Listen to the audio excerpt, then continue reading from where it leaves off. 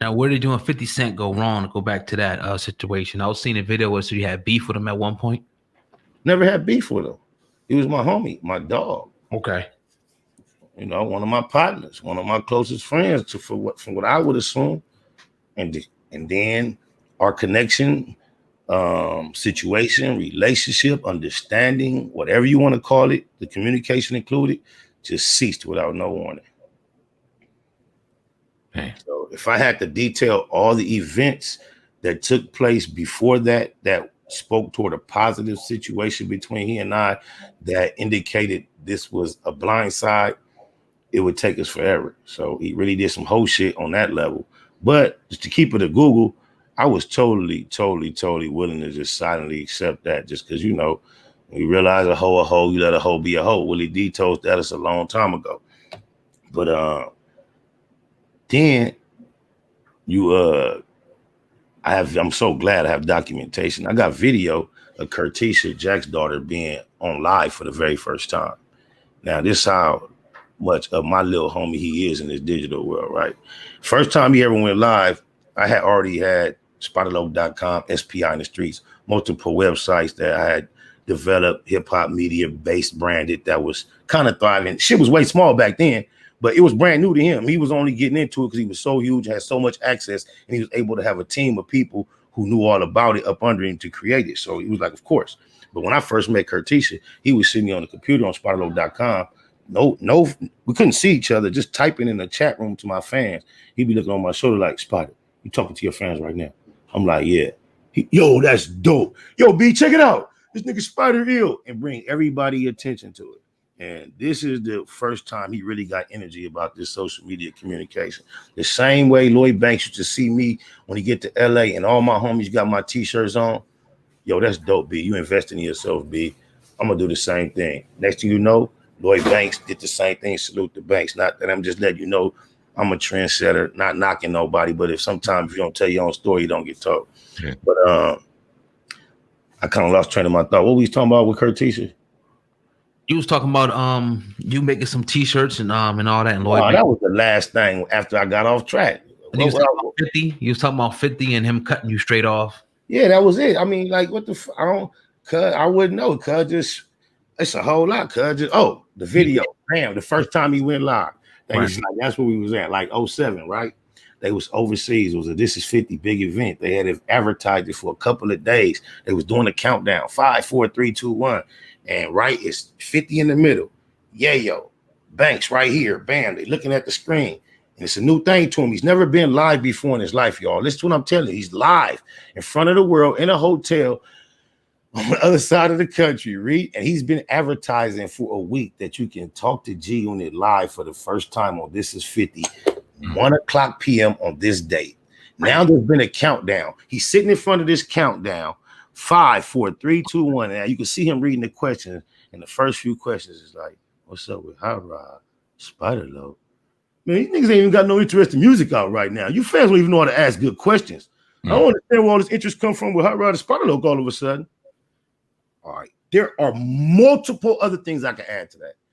But I'm going to leave it at that so I won't overcram your brain with information and have you thinking about other things and other variables. I'm signed to your label. You're going live in front of your fans. You want to see what they're interested in. We've never had an argument, disagreement, all that. He never delivered. Cuz told me my album was done in 06, ready, sealed. Everybody that know music was never no issue on my mind. I've never had an issue with creating music. Everywhere I go, my music does what it's supposed to, except when I'm dealing with you. When I met you, it did, but then the only stagnation was dealing with you. But anyway, that's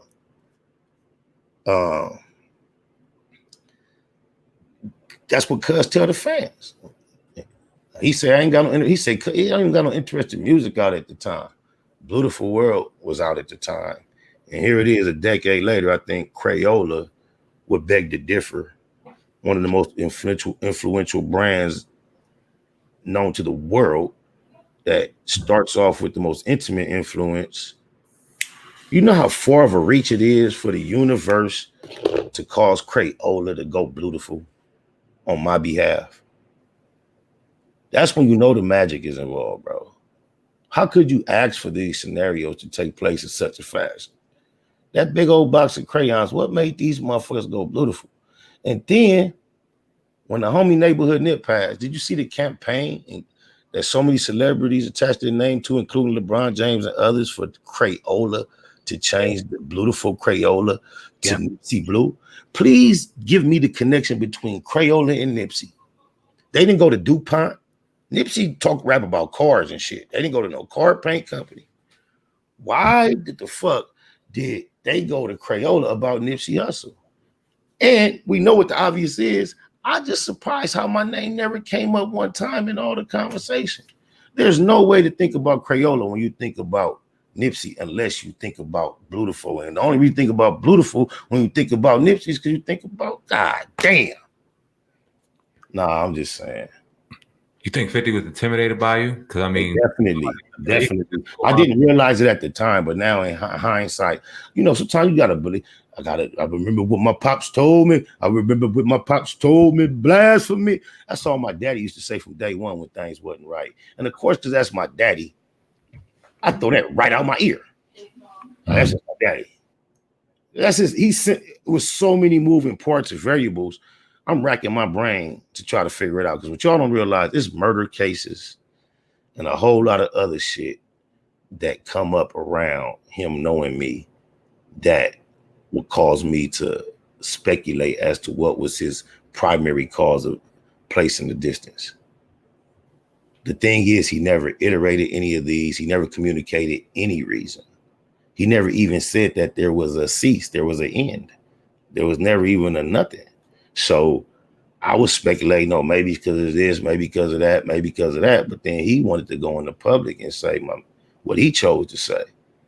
So, okay, then it was a time in 2017 when I stumbled across the clip of him talking about my music wasn't interesting and all that to the fans. I posted it on my page on a Thursday and said, Throwback Thursday, back to when I realized 50 Cent was hating on me. And Kurtisha got emotional and she made a post and responded just like a female, threw some other niggas' name in it. He threw in Doja and OT Genesis name in it, talking about, oh, I wasn't hating, I was just disappointed because you didn't deliver. He know and I know. You can tell them people you troll for whatever you want, but you and I know what's coming, going on. Oh, blah, blah, blah, blah, cuz know what's up with the music. Let me tell you something. I've never been a 50 Cent fan. I was a friend to 50 Cent, but this is how much of a fan of mine he was. You see what transpired in my life based upon what type of introduction I just told you about, right? So that could be nothing more than fanism. Then I've also experienced, while I didn't deliver, this is how I deliver while I don't deliver. I'm walking in the Beverly Hills Hotel because 50 in LA, he told me to come through. Me and a couple of my partners walked through the door. When I walked through the door, he's playing music that he just recorded earlier that day. And as I'm walking through the door, he asked me, can you tell I'm mimicking your flow? Damn. This song is When It Rains It Pours, that came out on the soundtrack to the Get Rich or Die Trying. I've never mimicked anything of his flow. You know, but I'm just saying, this is the lack. When you see now why you want to forget G-Unit, because you can't tell the story without talking about the truth. When I say the truth, I'm talking about myself, the one. How you gonna leave me out? And then was there any legal recourse you could have taken that you didn't take? Any legal recourse back then? You said he kind of just left you. Yeah, you have no contract and stuff. This is the thing. I was not even sore or nothing. Like, I used to tell cuz when the communication got funny, I used to be at Power 106 when he got in the parking lot. And I don't know rah-rah shit, you know, just what up, my nigga? And when my first thing be like, cuz, if we ain't gonna be getting down, just let me get a statement of the release. Cuz be like, oh no, it ain't like this, and give you some bullshit smoking screen reason why the communication be funny, give you the new number work for that day, and then the new number don't work no more. I used to try to get at Nicky Martin, Angel Martinez. These are people that were involved in the office with keeping me in communication with him for business issues. Used to hammer them for a statement of release. Nobody, just think about it, at that time, after what everybody just watched me go through, anybody that was interested, including Alan Grunblatt, was not going to take a step without you being able to show them something legally that he had no longer interest. And he would verbally say, I don't hold no nigga, no. But when, okay, I see this is a dead issue right here. Why? Can I get that statement of release?